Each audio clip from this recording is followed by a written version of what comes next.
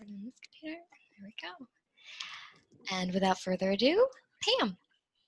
Hi, everybody, and thank you for coming today on this hot, sunny day. So today we're going to talk about protecting your identity and just protecting your assets in general. And this is just a brief overview. It was written by the FDIC. It's part of their Money Smart program.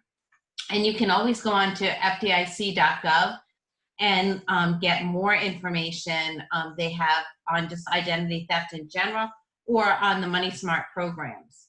So anyone who has any questions at any time, feel free to put them in the chat. And if we can't get back to you during this recording, I will be able to contact you later. I can email you, so put in your email address too. And here we go. So I wanted to start off today. I know you all don't have the participant guides because we're not in person, but this was a little pre-training survey. So if you all just take a peek at it and think of how you would answer these questions. You can eliminate all risks by taking precautions to protect yourself. True or false? Both strangers and people you know can steal your identity. True or false? Why is insurance important?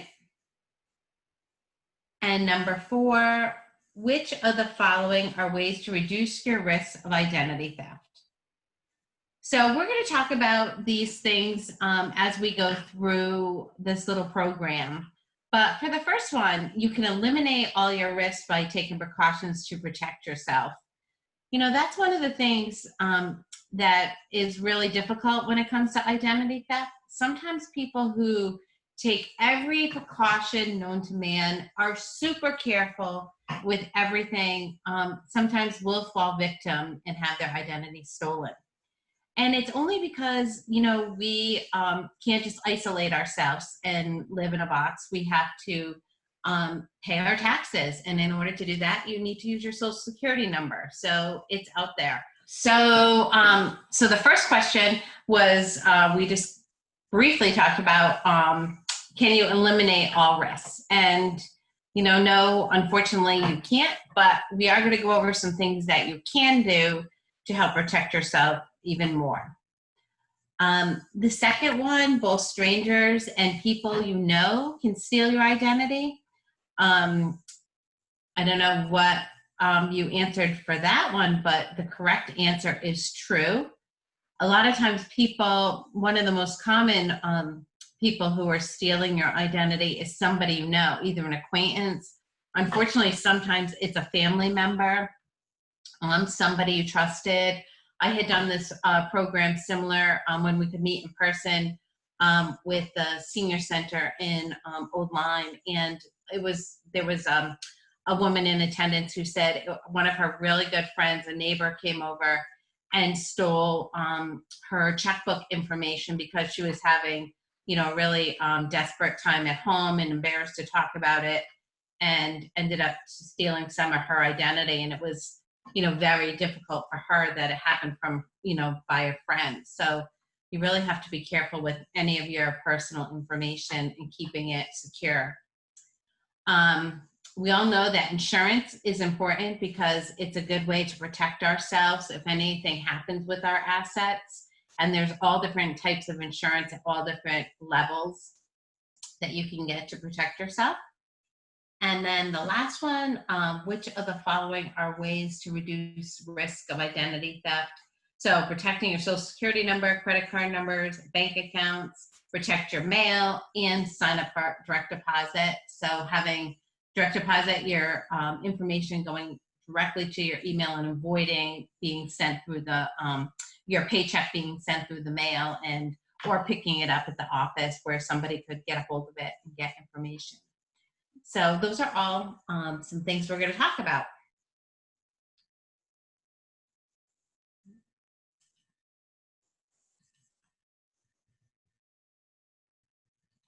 Okay, so being aware of risks to your assets prepares you to take steps to reduce those risks. So one of the things that's really important is to know exactly what you have, all of your assets, know if you have a retirement account, know where it is, locate it, who's holding it, the contact information, all of those things, knowing everything that you have that's valuable to you, knowing where it's located, keeping a good inventory, is something you should be doing, because you really can't protect something if you don't know about it. So an asset is something you own that has value, and risk would be the potential harm to that.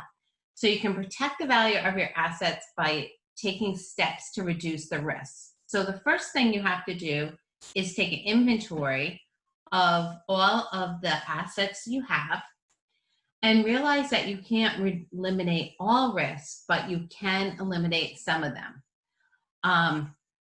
So what you want to do when you do your inventory and you come up with things that could possibly be a risk. So for example, I'll use, I have a small retirement account that's being held at a brokerage. And so I'll get monthly statements or quarterly statements. So knowing that I have that account, that things are coming in the mail, what are some things I could do to make sure that account stays safe? So I know who the contact is there. So if I have to find out something, if something looks funny on the statement, I know who the correct person is to contact. I can think that there could be a risk by statements coming in the mail, because what if someone got my mail before me and then saw that I had this account and then tried to, withdraw money from it. So to avoid that risk, I could get my statements sent to me by email, go paperless, so that that wouldn't be a risk. What could I do to help save the risk of somebody hacking into my email? Well, I could keep changing my password, have a difficult password for someone to be able to guess, and then change it every couple months. I know that's difficult because we all have so many passwords, it's hard to remember them all. But I could do that to avoid the risk of email. I could be careful with my email account, never to open an email I'm not sure of. I can avoid the risk of someone trying to trick me about this account by calling up and saying, I need information on your retirement account. We lost some files. If someone did that, I could call the company myself and say, is there anything you need from me? So I avoid the risk of phishing. So knowing all of these things and having these things in place are really your responsibility to know all the assets you have, and then think about what could go wrong or what could be dangerous, and what can I do to make sure that I'm keeping control of that. So this is just a little table that you could make where you put down what your assets are, what risks could be, and what you could do to reduce those risks. So it's just kind of thinking of things. A lot of times we just don't take the time to think about what could happen, or assess things to make sure that we're being as safe as we possibly could be. So being aware of risks to your assets prepares you to take steps to reduce those risks. So being aware always helps you avoid problems that could occur in the future. So let's look at some things about identity theft. These are some risks that could happen to you. So your identity is a big asset you have, right? It's probably one of your most important assets. And it's really hard for us if identity theft happens. I'm sure some of you here who are listening have had your identity stolen, maybe in a small way. Maybe someone got a credit card that you had and was using that, or got your debit card and the bank called you and asked if you were making all these excessive charges. So a lot of us have had identity theft in small ways happen. Some of us have had major identity theft where somebody has gotten hold of our social security number, has gotten hold of all of our credit cards and bank statements and bank accounts, and started to use all of our personal information. And when that happens, it's really scary, because your identity is really a key to your most important asset. So dealing with that can take some time and can take a lot of steps and patience, but we do have ways to do that. So what do we mean by identity? These are, we just said, documents we have information about us. And I just gave you some examples of that. And here are some ways that criminals try to steal your identity. So phishing is a trick to give your personal information through email. So we want to be really careful if we get any emails that don't look quite right to us, or just maybe seem a little bit off, that we don't respond to them. There's a lot of times you might get an email saying, it looks like it's coming from your bank, and it says, we might need some additional account information. Please give us your account and your social security number or your current address. You know, you really want to be aware that a bank will never call you, will never email you and ask for this information. Phishing and smishing are just other words that they use by somebody calling you up and asking you for information over the phone. If you get any calls from somebody, if it's your bank, if it's your insurance company, if it's the IRS saying they're calling you, which they never will call you by phone, but if you get a call like that and you're not sure, you can ask the person for information that you want to call them back. They may give you a number, but that's not the number you want to use. What you want to do is go and find maybe your bank statement that has the number of the bank, or look up your bank online, find the phone number and call and say, you know, did someone just call me about an account needing updating? That's the safest thing to do, and that way you're not giving information to somebody who is pretending to be your company. And the same with emails. If an email looks funny, do not respond to it. Call the company that sent it to you and find out for sure if there's an issue or a problem. And same now with text messages. Before that wasn't a problem, but now if you notice, if you do a lot of texting, you get messages from companies all the time. I keep getting one from saying they're Amazon and they have a package to deliver and they need some more information. And, you know, so at first I got it and I said, oh, I got to make sure I get my Amazon package. And then I remembered, wait, Amazon contacts me through email, or I could just go onto my app and look and see if there's a question. So I knew it was somebody smishing to try to get information. So just be careful, because our first instinct is to trust people, right? And to hurry up and give the information, because we want to make sure our accounts are all set. We want to make sure we never have any issues with the IRS. And, you know, if we're due some packages or fun things, we want to make sure that we're going to receive them. So always stop and think. Fake websites, a lot of times, people are really good now with technology and can make a website that looks like the website you want to go to. So always be careful when you're looking at things and verify that it's accurate. And, you know, skimming is when somebody gets a hold of your credit card number. So you might swipe your card and they have a way to technology that can read that information as well. And that's why the chips now are helpful, because it's harder to do. And then, of course, social media scamming. If any of you use social media, you'll see there's always ads, and you say, I was looking for a new couch. How all of a sudden on Facebook did a couch, sale at a furniture store pop up? So just be really careful with any information you give out to anybody. And always, if it's too good to be true, it probably is. At this point, I like to always just mention a couple things that we've seen currently at the bank.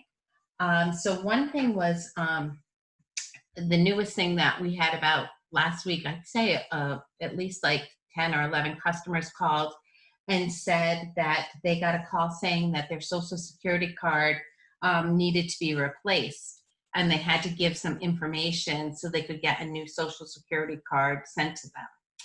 And so the Social Security office is not going to be calling everyone across, the country telling them they need to replace their Social Security cards.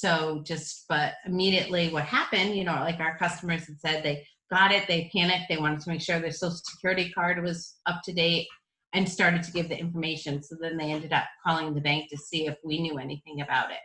But that definitely is a scam. So if that's a call that you get, don't, give them any, just hang up. The IRS, there's still always a scam. That one started a year or so ago with someone calling saying they're the IRS. It's important to take this call right away. You may owe money. That happens all the time. And we know the IRS isn't going to call us. But a lot of people, they prey on people's fears. And a lot of people are afraid of, that the government is, they maybe lost their tax refund or lost the money they sent in. So if that happens, remember, take a minute, take a deep breath, and realize that it's not a scam. The IRS would send you mail, a letter in the mail with if there was ever an issue with anything.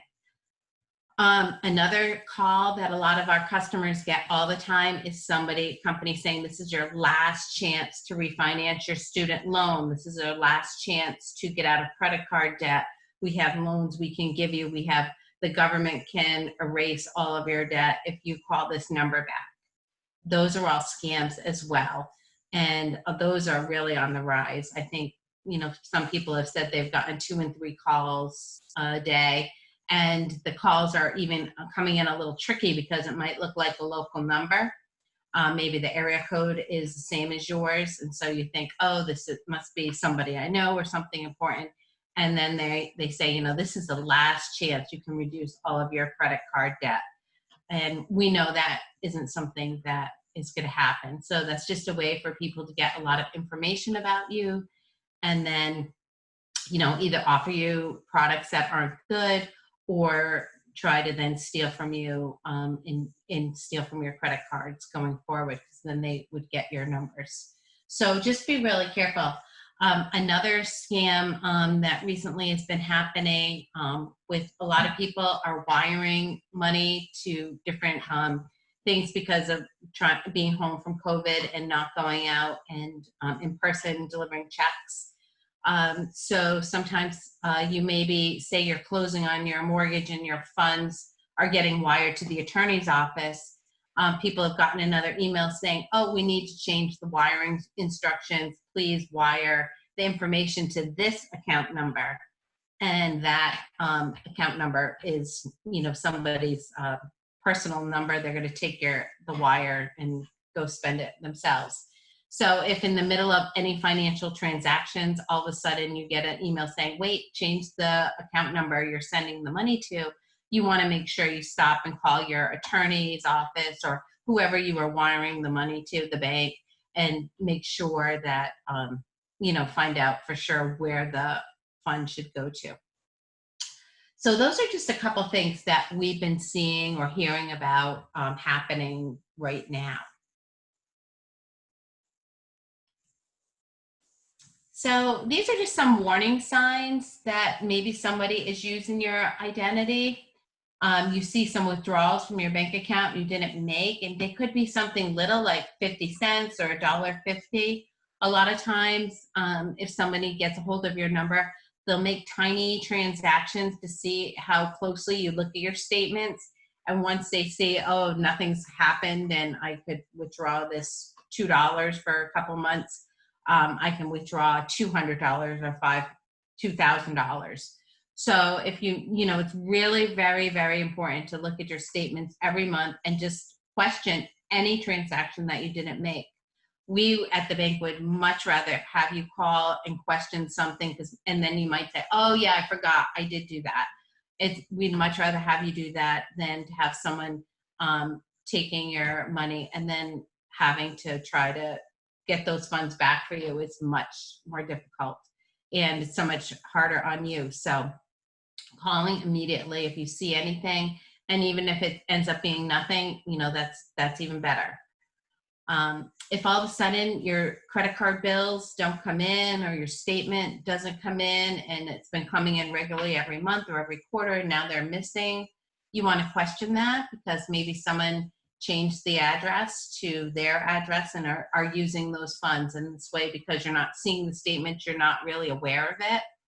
So if anything is ever missing, you want to call the company and just ask them. Maybe, they had a problem, or something small, but it's better to ask and be safe.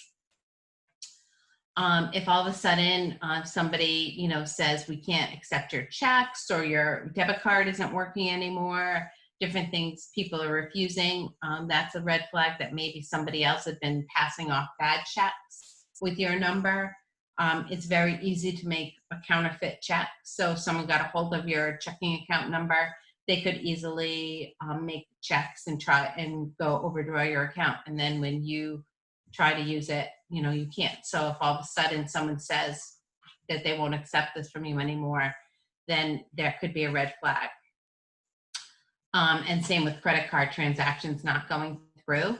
I will say the credit card companies have been really good about catching things. A lot of times they will call you and leave a message for you to call them, and then you can even look up their number on your statements. Your credit card statements have the actual company's phone number. You can call them back that way. And a lot of times they'll call because they've noticed some fraud on your account, and they can stop those transactions from happening.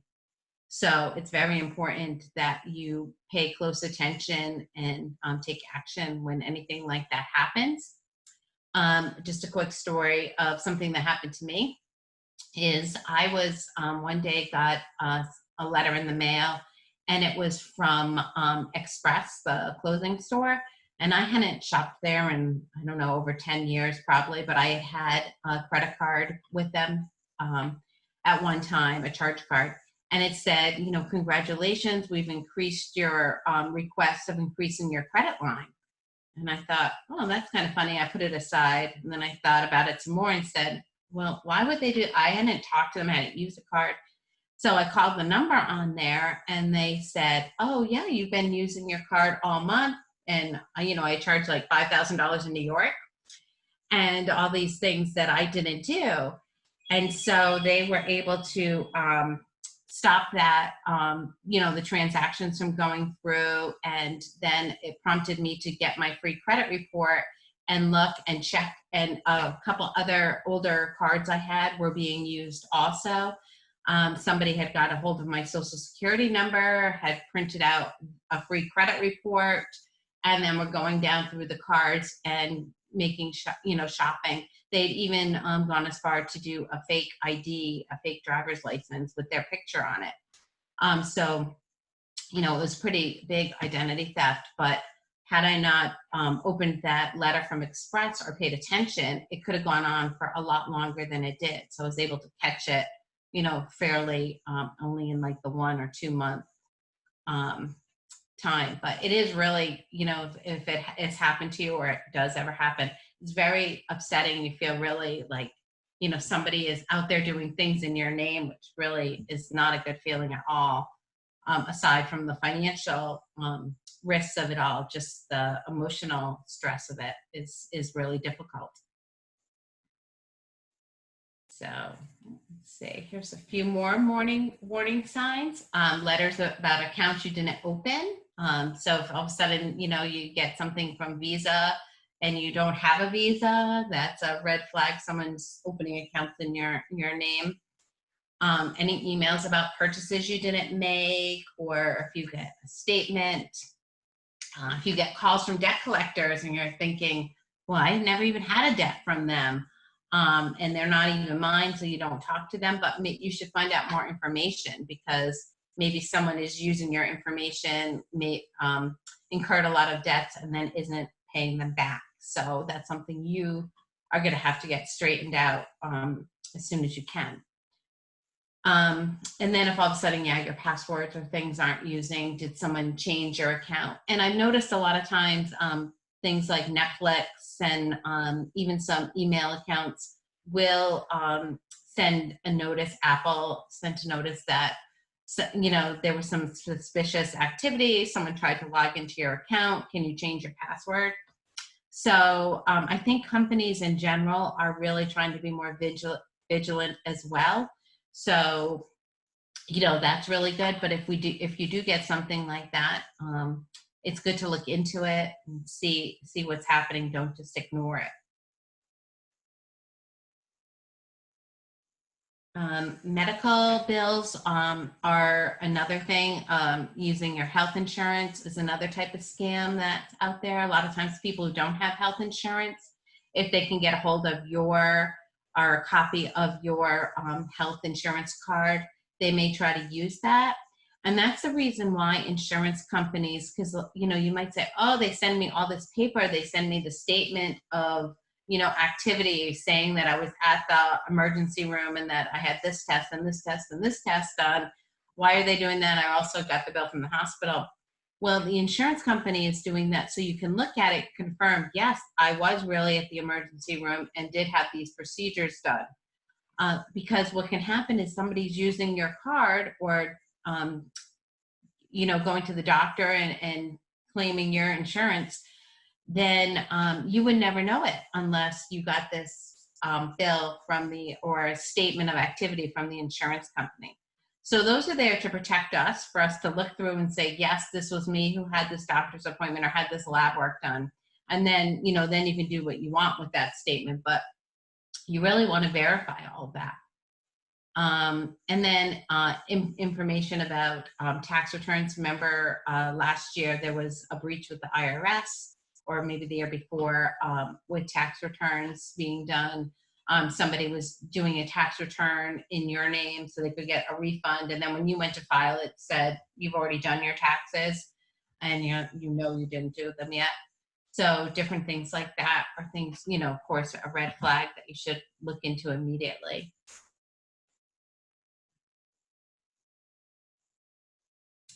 So these are just some steps and things that we've already kind of talked about along the way, but to help minimize your your risk of identity theft, really guarding your personal information, keeping it in a safe spot. Don't walk around with your Social Security card in your pocket, because if you lose your wallet, then someone has access to your Social Security number. Keeping things locked up. And that includes around your house. You think, oh, I can leave my checkbook out on my table. I can leave things lying around. And then you have someone coming in to, repair your plumbing. We like to think we can trust the people who are coming to do work for us, but you never know. It just takes one snap with their iPhone of your information on the counter, and now they have your information. So especially if you get older and you start to need help at your house more often, you might have healthcare, workers coming in, or caregivers, people doing different odd jobs for you, maybe people bringing you groceries, different things like that. They are probably the greatest people, but you just never know when somebody has some situation going on where they're desperate, and that's usually when they will steal all your information. So not leaving things lying around, keep them in if you have a locked safe at your house, a safe deposit box at the bank, a safe spot to put things where people don't have easy access when they're just walking through. Don't respond to any unsolicited requests. When people say you've won the lottery, but you never played the lottery, you didn't win the lottery. Protecting your mail. If you're going to be away, making sure someone's getting your mail, or you tell the post office to stop, that you get your mail from your mailbox immediately. When you're mailing outgoing mail, if you don't feel comfortable leaving it in your box, you drop it off at a secured mailbox. Direct deposit is always good. Having your funds for your Social Security, your paychecks, any money you're getting, have it directly going into your account so that the checks aren't out there. Cleaning up your financial trash. And this is a great thing to mention, because the Groton Public Library has been a great partner of ours, and always does at least once a year a Shred It Day. which is free to you. And we usually do them in the spring or summer. So check on the library's website or Liberty Bank's website, and it will have when the next Shred-it Day is. And that's a good day for you to come, clean up all your financial statements you no longer need, credit card statements, any of the paper that you would just want to throw in your trash, put in a bag. You can drop it off, and the Shred-it trucks will take it, right, and you can watch it being shredded right in front of you, so you know nobody is getting any of that information. So it's a great thing to do. If you don't want to wait to a Shred-it Day and you just get a small shredder, if you want to just tear up your paper in very fine pieces, some people burn things, whatever it is, but just you don't want to throw whole documents into the garbage, because people do, they call it dumpster diving, go through the trash and can get your information. And then reviewing your financial accounts, reviewing all your information as it comes in the mail, review it and just make sure nothing on there is suspicious. One thing you should all do is review your credit report on an annual basis, and annualcreditreport.com is the free spot to go to. You can look at your credit report there for free, and you can just make sure that there's nothing on there that doesn't belong to you. There's no credit card opened that you didn't. There's no unpaid debt that you said, where did this come from? Why is there a utility bill at a debt collector? I pay my utility bills every month. Different things. If the address on there is incorrect, if the name looks funny, you really want to check your credit report really carefully. During COVID times, the credit bureaus are allowing you to check your credit report for free every week if you wanted to. That may be a little excessive, but maybe you want to check it once a month during this time, just to see, to make sure nobody is using any information that isn't yours.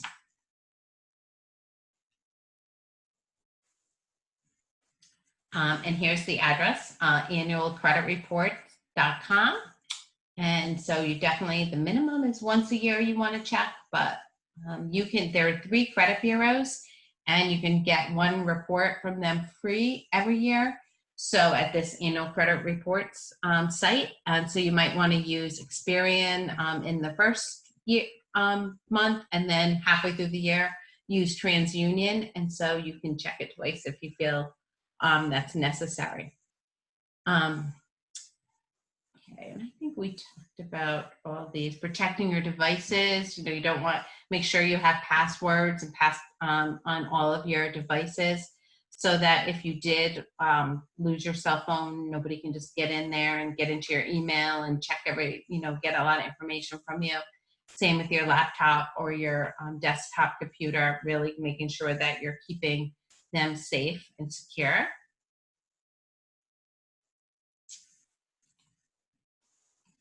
If you do notice that somebody is using your identity, or there's a mistake on your credit report, when you pull your free credit report, right then and there, they give you instructions if you see anything on there that's not accurate to fill out. And it's a form that looks like this. You can also fill out this at the Federal Trade Commission, ftc.gov is another spot that you can get information on identity theft. And you can also go to identitytheft.gov and get this identity theft report that you'd fill out and send to the credit bureaus. And then they would automatically, by law, have to look into any information that's on there that you believe is false, and they have to correct it if it is wrong.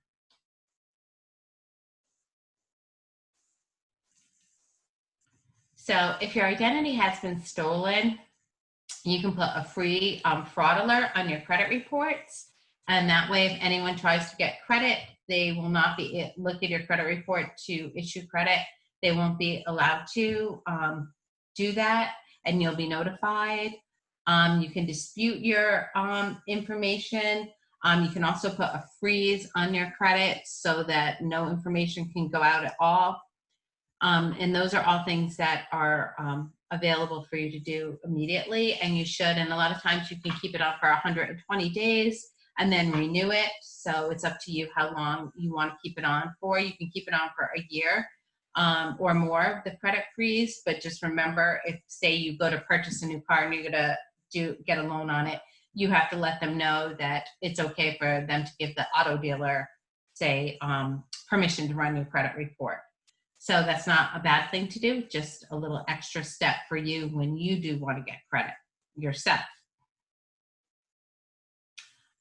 You want to communicate with your creditors and debt collectors. When my identity was stolen, I let stores know that I had credit cards with and had them put on special passwords and alerts so that nobody could try to use the information without my permission. Get copies of any information and keep a file. I kept a whole folder on everything I did and places I reported my identity stolen to, so that I could make sure that if I had to look back and get any information. I also went and filed a police report on it. You know, the chances of the police catching that person are pretty slim because there were so many incidents. The person, you know, I went to my local police station to do it. The person who was committing the crime was in New York.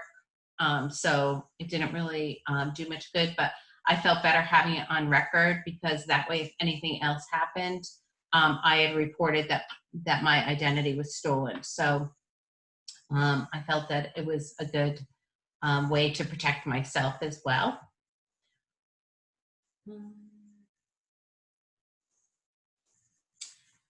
And then these are just a couple other sites: identitytheft.gov or ftc.gov, USA.gov. There's a lot of rights, laws and things out there to protect consumers against identity theft. With your credit cards, if you notice when your statement comes in, you notice a bunch of things on there that aren't your charges, as long as you notify the company, they will, within 30 days, they will look into those charges and remove them from your account, especially if they're not your charges. So that's a law, they have to do that, but you have to notify them. So if a credit card statement comes in and you said, oh, I haven't charged anything, and you ignore it for 6 months, then legally they don't have to reverse those charges. So that's why you want to do it right away and let them know immediately that there's problems. So the second takeaway, you can reduce your risk of identity theft just by being ultra cautious and aware, and doing most research you can do when anything pops up, and checking and keeping good records, and always being on the lookout.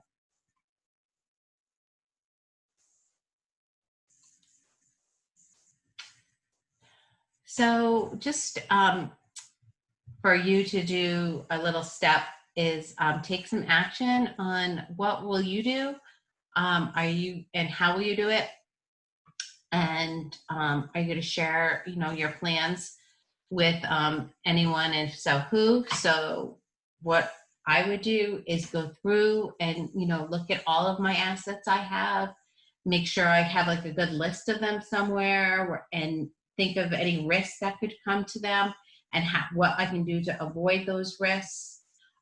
Maybe even write down my action plan of making sure that I'm going to check my credit report once a year. Keeping a list of all the different things that you're going to do is really helpful, because if you have a list, you're more apt to follow it. And then, who should you share that plan with? Another member of your family, somebody else who might be joint on accounts with you. You might want to talk to all of them, and so that you're all on the same page, and that you're all working together to keep your identity safe. And here's the FDIC.gov's site that has more education and information that if you want to get more in depth.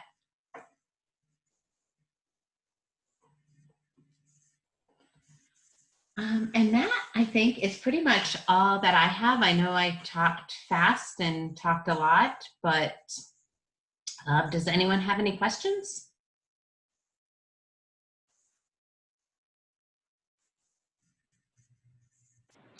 Okay, I don't see any questions in the box here, but again, if you have any questions or would like to view these resources again, this is being recorded and will be available on the Groton Municipal Television YouTube page. And also, if you would like a copy of it emailed to you, you can always contact us at our contact information on the library's webpage, www.grotonpl.org. Other than that, if there's no questions, thank you so much, Pam, and we look forward to the next program. Okay, great. Thank you all for coming.